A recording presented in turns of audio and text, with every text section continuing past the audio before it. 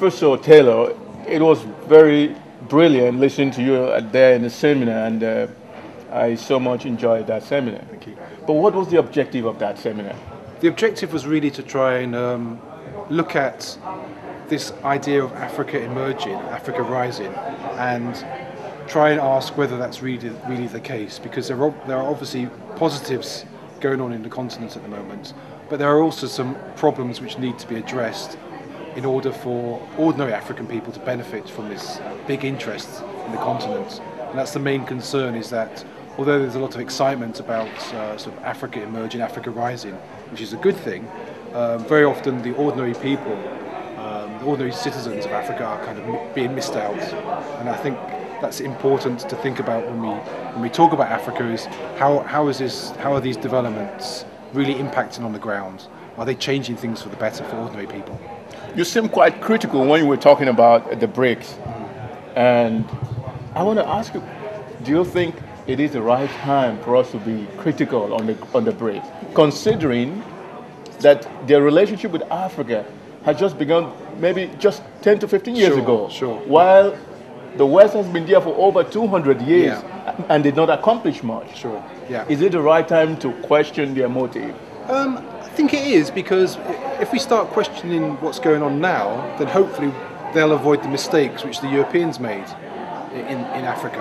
And that's the real sort of challenge, is how does these new players, how do these new actors in Africa avoid the mistakes, the problems which Europe created for Africa? We obviously the slave trade is not going on at the moment, but in terms of distorting African societies, African economies, the Europeans did quite a lot of damage, obviously. And so the concern about the BRICS is how do the BRICS avoid repeating the same mistakes? So yeah, I think criticising or interrogating what's going on now is reasonable. Okay, still on that. South Africa is part of BRICS. Yeah. It is called BRICS. Yeah. Do you think if there is an agenda by China, India, Russia, Brazil, do you think they would have included South Africa in this partnership? Well, I think South Africa was included in the BRICS to try and provide some sort of legitimacy, to have a geographical representation from, South America, Brazil, obviously, China, Asia, India, of course. And then South Africa was missing out in this whole block of emerging countries. So it was really a choice, I guess, between, if you're going to think of who are the two African giants, it's going to be either South Africa or Nigeria, right? And I think the South Africans were very proactive in pushing for them to be joined, to become members. Whether or not the other BRICS countries would allow them to join if they had an agenda, that's a good question. I think it's difficult to see of a coherent agenda of the BRICS. I think each country, and even companies from different countries, have their own agendas. I don't think there is a grand strategy towards Africa for these countries. They're kind of all doing their own thing. They're competing with each other. They talk about solidarity and trying to change the world for the better, to talk about inclusion in the sort of United Nations Security Council, etc. But actually, when you look at it, there are just as many differences amongst the BRICS as there are sort of commonalities. So are you saying that Africans are being deceived? Because the conception by most Africans is that China is a good partner. Right. Are you saying that the elites are to be playing here? I think the elites do play a role, yes. I think they've become too enthusiastic about the idea of non-Western partners, because obviously because of the colonial history, because of the history since independence and neo-colonial interference, there is a certain attraction, natural attraction towards non-Western, non-ex-colonial powers. And that's understandable. But my argument would be that you've got to be critical of everyone, right? You've got to try and get the best deal for Africa. African priorities have to be at the forefront. And don't be naive about anyone, whether you're talking about the British, the Dutch, the Brazilians, the South Koreans, the Chinese. Critically interrogate what's best for Africa, how can Africa benefit, and really try and use your authority, your maneuverability to get the best deal for the continent. So don't suspend your judgment. Prof, someone would say, someone could question you, if we start to blame China, if we start to blame Brazil and the rest of the BRICS, but there are still Western multinationals doing business in Africa, and they have not set a good example. So why blame these people? I'm not blaming the BRICS at all. I'm not picking the BRICS out. I'm not saying China is uniquely problematic. I'm not saying Brazil is problematic. What I'm saying is be critical of everyone, whether they're from Brazil, whether they're from China, whether they're from England. It doesn't matter. Be critical. Work out what they're doing. Who's benefiting? Who doesn't benefit? How does the ordinary African benefit or not? And then go from there. Because you're absolutely right. Western corporations are ripping off the continent, and they have been for decades, centuries even. So, in fact, when you use the word new scramble, I said there has always been scramble for Africa. Yeah. Africa has been the let me put it this way, the food basket for the Industrial Revolution. Yeah. And even now that the economy of the West is falling, Africa, everybody has turned again to Africa. Yeah. To get what is left of it. To get what they can get out, So why has this continued to go on for decades, and Africans are not rising up to take the challenge to like you put it, to set the priority for national interest? You know, I always refer to Chinua Achebe, the Nigerian writer, right, who said that the problem with Nigeria is a problem of leadership, and you can extend that to many parts of Africa. The problem is you've got obviously a massive amount of talent in Africa, but when you look at the leadership of many countries, they're letting the people down. They kind of sell their souls. I mean, there was a WikiLeaks scandal about Nigeria. Did you see it? Where there was this basically exposed that Shell kind of control, what's going on in Nigeria, in the Nigerian government. That is true. It's terrible. It's absolutely ridiculous, and this needs to be stopped. And so what Africa really needs are good leaders who are going to try and put a stop to this. Now the problem is, when you look at the history of Africa, you look at the visionary leaders, the Nkrumahs, Thomas Sankaras, the Lumumbas. What happened to them? They get overthrown, they get killed. So still by the West. Exactly. So it's a real problem. It's a massive problem for Africa.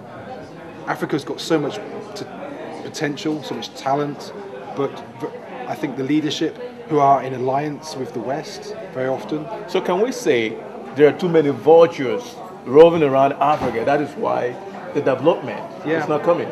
Because you rightly gave indices, there are your statistical evidence. Yeah. There's too much inflow of income into Africa, but then they do not materialize into infrastructural development, into employment. Yeah. So is it because there are too many vultures from outside and from within? Yeah, you've got Western vultures or foreign vultures, and you've got African vultures, and they're having a great party, getting a lot of money, feasting on Africa. But the ordinary African person is kind of missing out, and that is a problem. There's a very good book by a Ghanaian writer called The Vampire State, and it kind of implies that you've got these elites who are sucking the blood out of Ghana, right? And these elites are not only African elites or Ghanaian elites, they're obviously foreign elites as well, and they work together. And the problem for Africa is, how do you break this relationship? How do you develop a relationship with the external world, which is on a relationship of equality? Now, it's going to be a long-term process, it's going to be difficult, but we've really got to try and restructure the relationship. During your presentation, it was more of analytical, it was more of maybe diagnostic of the problem, not much of the solution. Yeah. But during the discussion session, then you came up with a lot of possible solutions to the problem. You mentioned about diversification, agriculture, you mentioned about breaking the hold of the elite on these in feasting on the income on all the rest of it. Sure.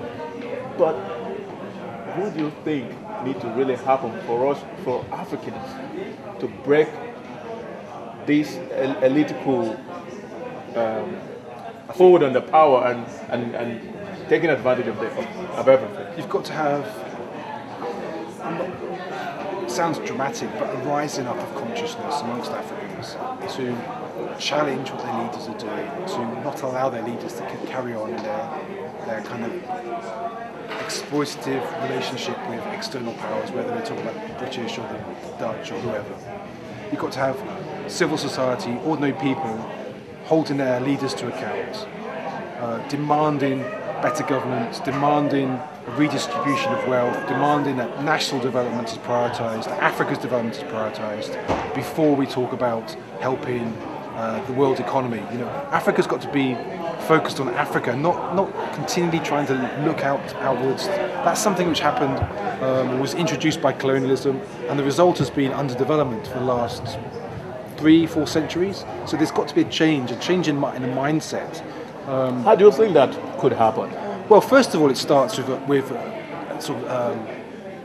well, what did Bob Marley say? Emancipate yourself from mental slavery, right? You've got people like Steve Biko, Frantz Fanon, Amilcar Cabral, all of these great African intellectuals, and they talk about the first step is mental de-slavery. You've got to get away from having this kind of dependent relationship on the external world, and particularly a dependent relationship in Europe and the West.